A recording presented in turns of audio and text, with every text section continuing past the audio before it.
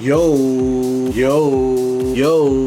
Yo, what's up guys? I'm so excited today kasi mag-unbox na naman tayo ng sapatos. So hindi lang tayo mahilig sa music, sa gadget, sa kotse. Mahilig din tayo sa mga sapatos. Ito yung unbox natin today guys sa isang basketball shoes. So isa siyang budget basketball shoes na nirelease kamakailan lang. And I'm looking forward sa sapatos na to. So finally nakakuha na tayo. So ano pa hinihintay natin guys? Tara, tignan natin yung tinutukoy kong sapatos. Let's go! So guys, so ito yung box niya. So it's color peach. So dito merong logo. Alam nyo ba kung kaninong logo yan? Dito sa gitna nakalagay, Believe That. So dito makikita nyo kung kaninong sapatos to. Anthony Edwards. Size, pangalan ng sapatos, price. Sa ilalim, nothing special. So dito sa taas guys, the logo. So nakita nyo na yung box. So it's from Anthony Edwards. Tawag dito ay Believe That. One, trainers. Sa website may trainers eh. So first time kong ma-open to sa inyo guys. So tara, let's go. So may Adidas branding here na maliit. Paper. Ganyan yung logo ni Edwards guys. 3 stripes. Look. Daming papel. Look.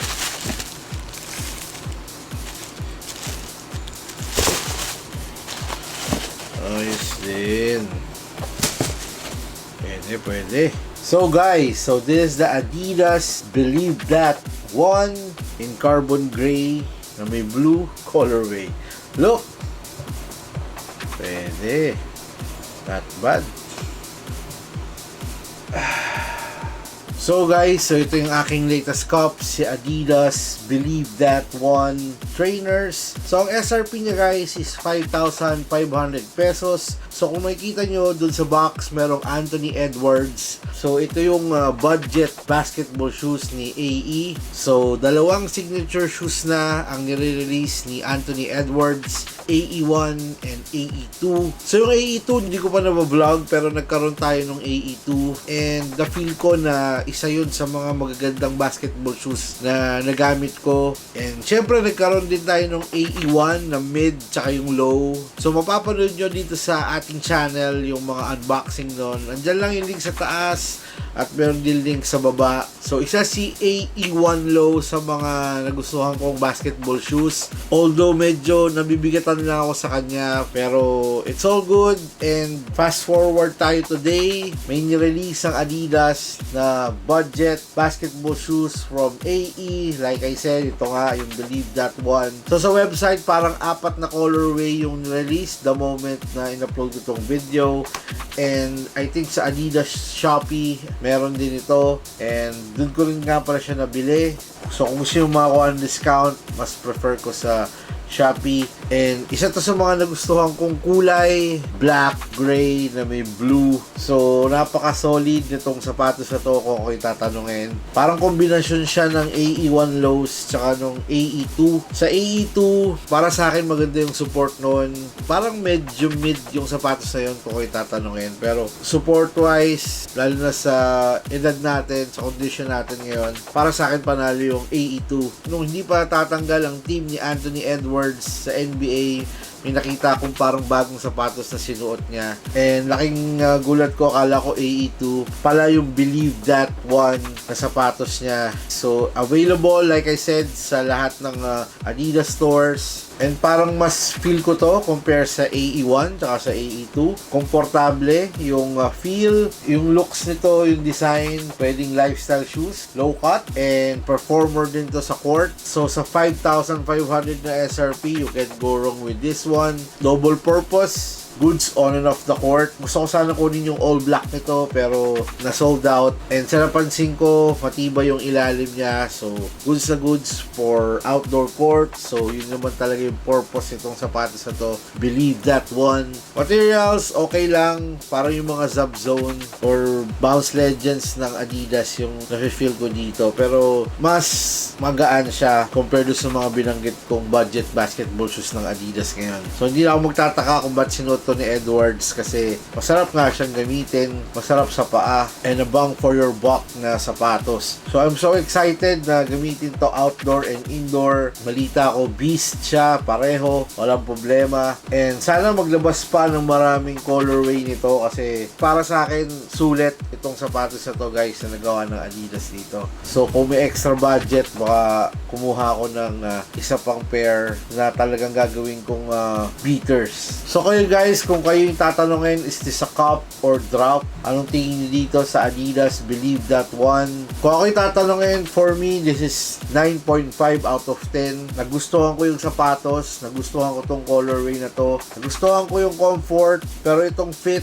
ang hindi ko nagustuhan dito. So baka i-return ko tong shoes na to, papalitan ko ng ibang size. Kung bibili kayo nito guys, suggestion ko na isukat nyo muna bago kayo bumili para malaman nyo yung right fit para sa inyo. Kasi nung sinukat ko, para medyo nasisikipan ako. So Adidas sizing naman yung kinuha ko and true to size. So yun yung nandun kasi sa website ng Adidas. So marami rin ako napanood na vloggers na ginamit to na iba sabi half size down, may nagsabi naman na half size up. So hindi ko malaman unless masusubukan mo. So for me, I think kailangan ko mag half size up dito kasi nasa dulo na yung paa ko, tsaka dito sa side medyo snug siya, pero sa feel, like I said, mukhang beast to sa court. Mukhang mag-enjoy ako dito kasi malambot naman tong upper area.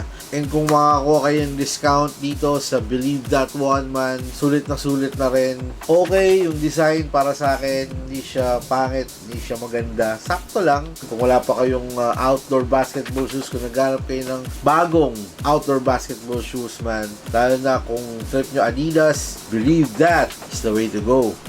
So guys, so yung upper niya, so it's a textile upper. So itong colorway nito, it's gray. So parang magkaibang color gray dito sa gitna, tsaka dito sa gilid. And dito, parang maraming stripes no? So sa gitna niyan is color blue na para siyang mesh na butas-butas. So yung breathability ito is okay, walang problema dito sa gilid. And ito guys, yung kanyang rope style laces.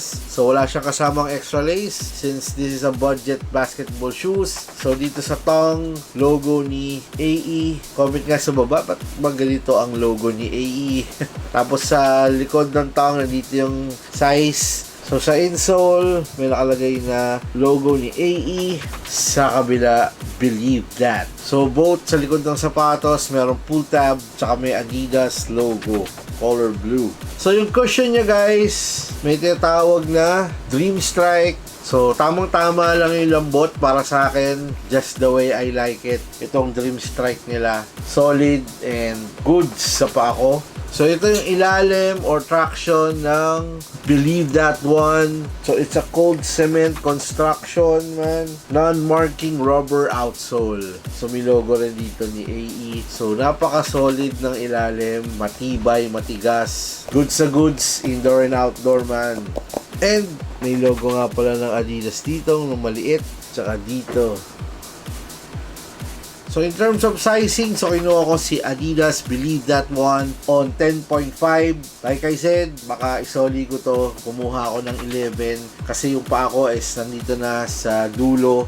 So medyo snug siya pag nagmedyas ako ng pang basketball. Kaya sa mga bibili, be aware kasi ang kinuha ko dito is Adidas sizing ko, which is half size down sa mga Nike shoes. So mas maganda guys na masukat nyo muna bago kayo bumili since marami naman ito sa store ngayon. Ako guys, hindi ko nasukat nagbaka sakali lang ako sa 10.5. Naniwala ako sa website or sa app ng Adidas. Believe that or be aware of that, man. Yeah. So guys, so maraming salamat sa isang quick look, quick unboxing dito sa ating Believe That One. Isang solid na shoes mula sa 3 Stripes, ni Anthony Edwards. Sa lahat ng subscribers sa patuloy na nanonood at sumusuport dito sa ating channel, maraming salamat sa inyo, men. Salute! Like and subscribe kasi minsan namimigay tayo ng mga giveaways, and please follow me on Instagram for more updates and details na ating mga videos, stories, kung may giveaways at kung ano-ano pa. And please also like my Facebook page kasi nag-upload din ako doon ng mga videos, reels, stories, kung ano yung mga trip natin. So sana guys, supportahan nyo ako sa aking mga social media accounts. Meron din nga pala akong TikTok account kung gusto nyo makikita doon ng mga new releases sa sapatos fresh from the mall. Just follow me on TikTok, and maraming salamat. Excited na akong gamitin siya on and off the court. Kita-kits tayo sa susunod na video. So peace. I'm signing out. Anthony Edwards. Yo. 3 stripes, man. 3 stripes. Believe that. Brap!